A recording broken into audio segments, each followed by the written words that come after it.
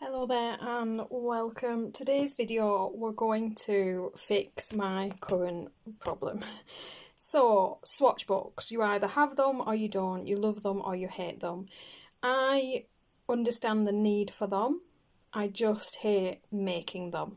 I don't want to have to remake my swatch book. I don't want to have to re-swatch my pencils every 5 minutes. I own a lot of stuff and therefore I don't want to constantly be redoing swatches. For some people this is very relaxing and for others it's a necessary thing that needs to be created, and I am in category 2 very firmly. So for my particular needs, a book like this, like a standard notebook version of a swatch book that you just work your way slowly through and create almost a swatch journal, it does not fill my needs and it does not work for me.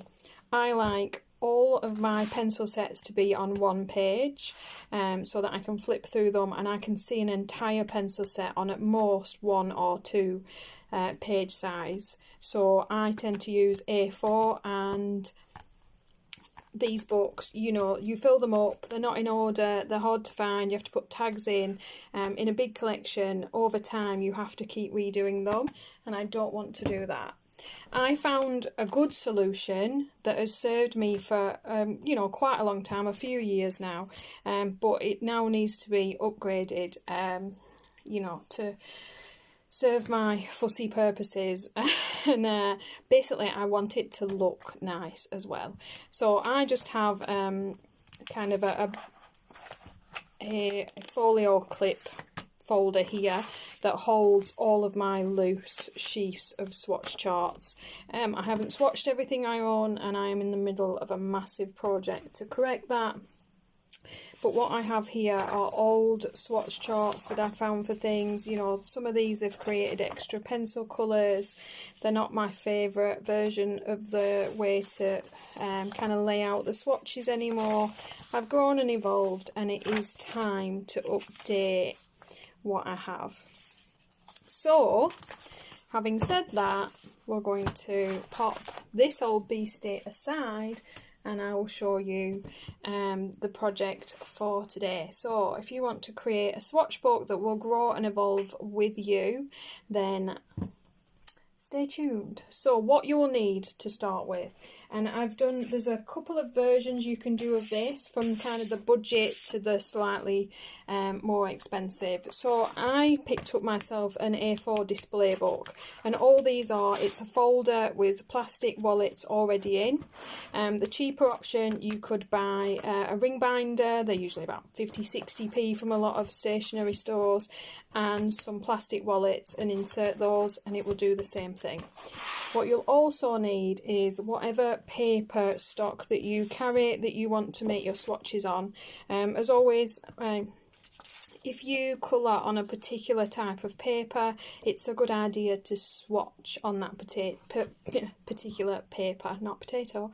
Now, for colourists, this is a lot more difficult because we colour in colouring books. But if you're one that uses a lot of PDFs, use your PDF paper. And of course, the cheaper option to keep this price down, you can use copier paper. There's no law, there's no rules for swatching. Do what your budget insists upon. So either use your paper that you usually print everything onto, or if you've got a ream of photocopier paper, you know, supplies, stationery supply store, again, they sell them inexpensively. Just use your paper, use what you have. From there, obviously, I've used a printer to print out all my swatch charts. Again, the option that is more budget is to simply have a nice micron pen and to just swatch. I'll pull an example, and just to create your swatches in whatever format works for you that you like to use. And you know, all that consists of is an A4 binder, some plastic wallets, some copier paper and a pen, and you have the means to create your entire swatch book all by yourself. So other than that, obviously, let's pop these things that I don't need at the moment to the side. The alternative option to that is to print your swatches out. Ta-da! Here's something I've been working on for quite some time, and as you can see, it is not complete. Now, being the anal individual that I am, these are in alphabetical order by company, because the thing for me is, because I have a lot of, you know, this is not all of my collection, and this is just where I'm at so far, and already I have a lot of pages, so I want to be able to quickly, easily find the resource that I need. So my version for that is to put them in alphabetical order. That works for me, and I go by company. So what I've been working on is swatching out the pencils that I have and creating pleasing to look at as much as I'm able colour charts that are useful, viable, and I can actually use. What I found is a beautiful resource by Emily Illustrator. She has quite a lot of swatch charts available to you. Obviously for the ones that aren't on there that I haven't found so far, I will research online, I will Google, I will find people that have created swatch charts so that I can download. I'm not a swatch chart creator, it's not my thing. I'd rather just donate a little bit to other people that have spent all their time creating these. Emily's swatch charts are completely free as a resource on her site, which is an amazing thing that she's done, because there are so many on there. Obviously, you know, it's only fair to donate a little bit to a creator like that. There is on the website a donation option available, just to, you know, give back a little bit for the amount of time and effort she will save you. And as I say, there are quite a lot of charts available down on there, and it will really get you started on your swatching endeavour if you have anywhere near the amount of pencils that I have. So what we then have is our folder. I have, again, because I'm a little bit fussy, I have laminated and printed myself a front page that I'm going to adhere to the front of my cover. Oh, I hate it when they put these stickers on that don't come off in one piece, but it is what it is. Let's get that off there. Now I could hot glue this on here. There's a lot of different things you could do, different options. I'm not going to do any of those. If you bear with me while I find the thing that I'm looking for. I'm just going to use some double-sided tape.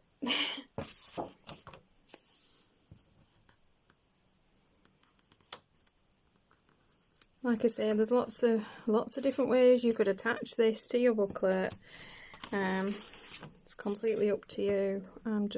I have double-sided tape on hand. It's clean with no mess. I'm just gonna stick with that. I don't need it to be, you know, welded on there. I'm sure it will stay as much as I need it to.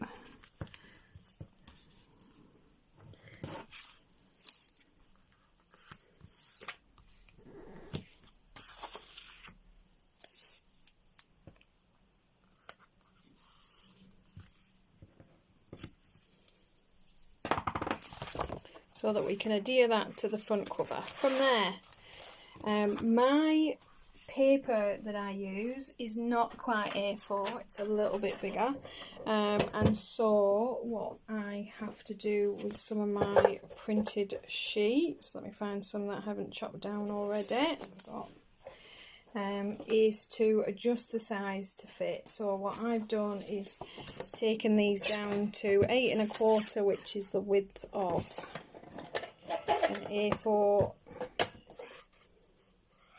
piece of paper.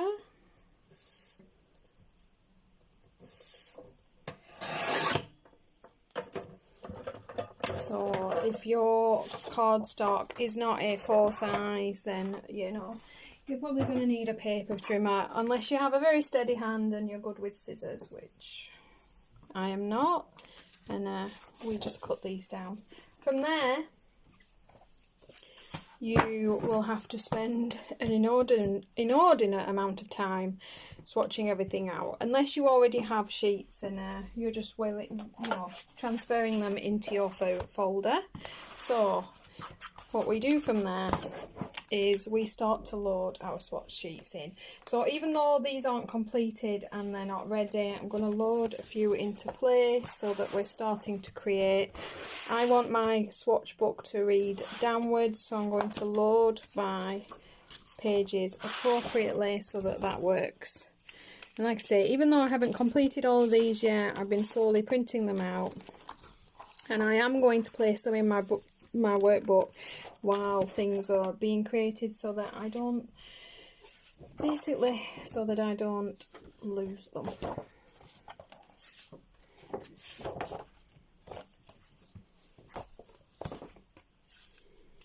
And what you end up with, and do buy something that's going to have enough wallets. If you know that you've got like 50 sets of pencils, you need to have enough of the wallets inside your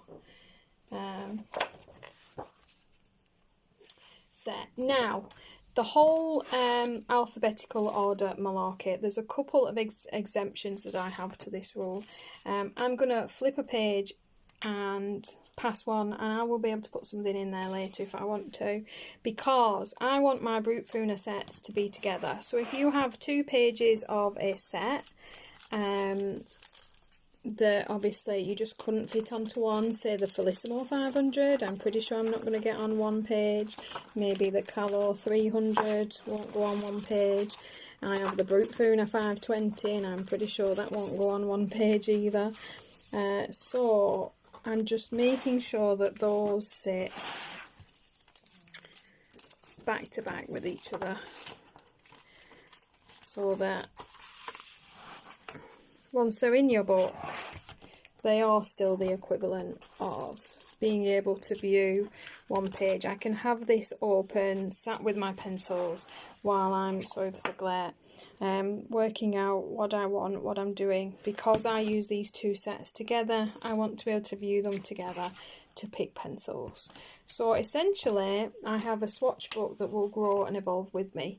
Now, the beauty of this, if I want to change my book, if I want to change my order, if I'm adding pencil sets in, and because I'm fussy, still want them to be in alphabetical order and need to move things, although it would take me a bit of time and is annoying, this book will grow, evolve and stay something I can use essentially until I get bored with it forever. So my book will grow and evolve and change as I need it to, and I can rearrange my order, I can change certain swatch sheets. So if my Black Widow collection, so if he brings out another set of Black Widow pencils and this changes, I don't have to redo my entire book for it to make sense. I don't have to have left pages, I don't have to mess around. I can simply pull out and discard this one sheet and create a new version with everything on. I can put it in. I could maybe, if it now takes up 2 pages, I could put it into the next page. I could move everything else along and my book is still completely useful. What I can also do, and probably will do, is get some little tabs so that I can add A, B, C. I would advise with that you get something that you know is tacky enough to stay in place, but so that you could peel it off if you are later moving your pages along.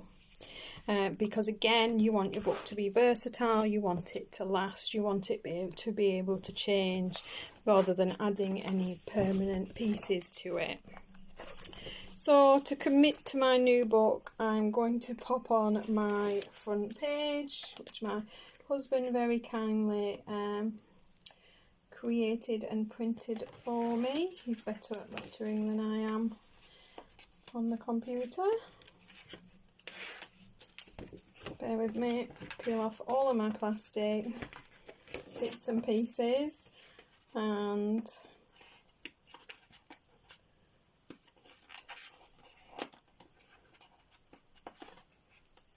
I did laminate my sheet because it just means that it's gonna stay clean, it's gonna last better, it's gonna be cleaner and safer. It is nice to have it on the front of the book, but let's be honest, you know, again, to save extra expense, you could pop a little label on there and write on what it is. You could create a fancy page and put it on the inside if you'd like a title page. I mean, you can even add a contents page to this thing so that you know exactly what, in fact, I think that's a fabulous idea, and I think I'll be doing that. You could add a little contents page inside there of actually the pencils that you have in your collection, because again, when you've got as many bits and pieces of sets as I have, it can be tricky to remember what I have. And there we go. How to create a perfect swatch book, something that is A, cheap and affordable, B, usable long term, a forever swatch book that you won't have to constantly change, and C, something that is completely personal and changeable to the way that you like things, the way that you prefer to use things. If you like smaller swatch sheets, you could buy an A5 version of this and chop your papers in half. Find smaller swatch sheet versions if you're limited in space. You know, there's so many different applications and uses that you can customize this to yourself. As always, guys, I hope this resource has been a little bit useful.